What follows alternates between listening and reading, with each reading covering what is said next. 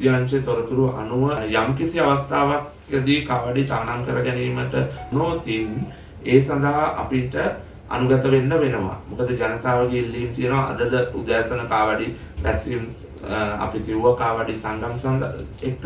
නමුත් ඒ සියලුම රජයේ මැදිහත් වීමක් වෙලා අපිට ආරක්ෂාව තහවුරු කරනවා කියන එක කියනවා. නමුත් කාවඩි සම්බන්ධව අපේ නායක හාමුදුරුවන්ගේ විද්‍යාත් මණ්ඩලයේ අදහස් අනුව මේක ඉතිහාසයේ ඉඳන් පැවතිච්ච උත්සවයක් නෙමෙයි. නමුත් දීවර ජනතාව අපේ ඉන්නේ පෙරහැර මංගල්‍යයට සහභාගී වෙන ඔවුන්ට මනස නිදහස් කරගැනීමේ උදෙසා අපි කාවඩි නටන්න අවස්ථාව ලබා දෙන්න ඉල්ලීම් කරමින් පවතිනවා. කණ්ඩායම් 20කට පමණක් කරන්න ඉල්ලීම් ලබා දෙනවා. මොකද මේක පිටස්තර අයට දෙවුන්දරින් එන පිටස්තර අයට නටන්න දෙන්නේ නැහැ. බුද්ධ්‍යංශ තොරතුරුත් එක්කගෙන අපි ඒ ඉන්න ජනතාවට අනුව කණ්ඩායම් 20කට පමණක් නටන්න අවස්ථාව ලබා දෙන බව ප්‍රකාශ කර තියෙනවා. නායක හාමුදුරුවෝ ඉතා වටිනා කතාවක් කියලා තියෙනවා අපිට.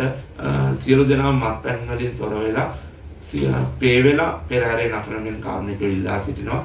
ඒ වගේම අපිට සියලු දෙනාටම ආරාධනා කරනවා පේ වෙලා බොහොම සැදැහැතින් පෙරහැර නරඹීමට පැමිණෙන ලෙස අපි සියලුම ආරක්ෂක වැඩපිළිවෙළවල් සියල්ලම සංවිධානය කළා අමාරයි දැනට. ඒක නිසා සියලු දෙනාගේම ආරක්ෂාව ගැන අපි වගකීමක් ගන්නවා. සියලු දෙනාම පෙරහැර මංගල්‍ය නැරඹීම සඳහා පැමිණෙන ලෙස බොහොම කාර්මිකව ඉල්ලා සිටිනවා. බොහොම ස්තුතියි. සියලු දෙනාටම උත්පලවන මහා ශ්‍රී විෂ්ණු දිරාජානන් වහන්සේගේ පීඨාශිර්වාදය ලැබේවා කියලා මම ප්‍රාර්ථනා කරනවා.